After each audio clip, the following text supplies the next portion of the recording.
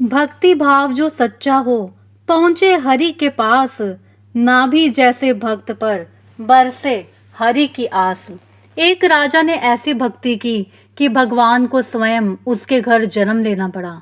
क्या सच में भगवान अपने भक्त के पुत्र बन सकते हैं? आज की यह अद्भुत कथा आपको भक्ति की असली शक्ति का अनुभव कराएगी। श्रीमद् भागवत कथा हमें यह सिखाती है कि सच्ची भक्ति कभी व्यर्थ नहीं जाती। जब मनुष्य पूर्ण श्रद्धा, समर्पण और विश्वास के साथ भगवान का स्मरण करता है तो भगवान स्वयं उसके जीवन में प्रकट होकर उसकी हर इच्छा को पूर्ण करते हैं।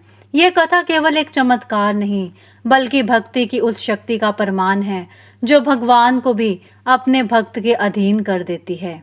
राजा नाभि एक धर्मात्मा और प्रजा वत्सल राजा थे। उनके राज्य में सुख, शांति और समृद्धि थी, लेकिन उनके जीवन में एक कमी थी। उन्हें संतान की प्राप्ति नहीं हुई थी। इस इच्छा को पूर्ण करने के लिए उन्होंने अपनी रानी मेरु देवी के साथ मिलकर यज्ञ और कठोर तपस्या की।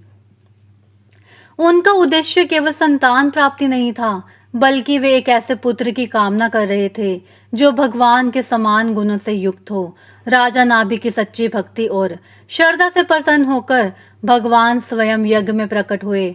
उनका दिव्य रूप देखकर सभी ऋषि, मुनि और देवता उनकी स्तुति करने लगे। तब राजा नाभि ने विनम्रता से भगवान से वर मांगा, हे प्रभु, मुझे आपके समान गुणों वाला पुत्र प्राप्त हो। भगवान मुस्कुराए और बोले, मेरे समान कोई नहीं है, इसलिए मैं स्वयं ही तुम्हारे पुत्र रूप में जन्म लूंगा। कुछ समय बाद रानी मेरु देवी के गर्भ से भगवान ने ऋषभ देव के रूप में अवतार लिया। उनके जन्म के समय अद्भुत और दिव्य संकेत प्रकट हुए।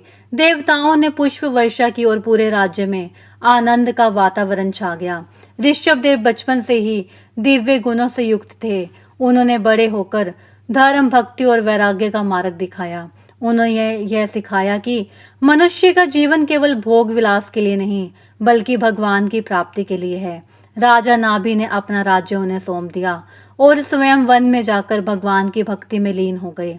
इस प्रकार उन्होंने अपने जीवन को सफल बनाया।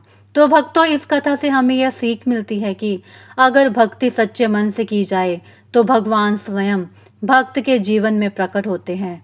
अगर आपको यह कथा अच्छी लगी हो तो वीडियो को लाइक करें, कमेंट में राधे राधे जरूर लिखें और इस कथा को अपने परिवार और मित्रों के साथ शेयर जरूर करें, क्योंकि भगवान की कथा को आगे बढ़ाना भी बहुत बड़ा पुण्य होता है।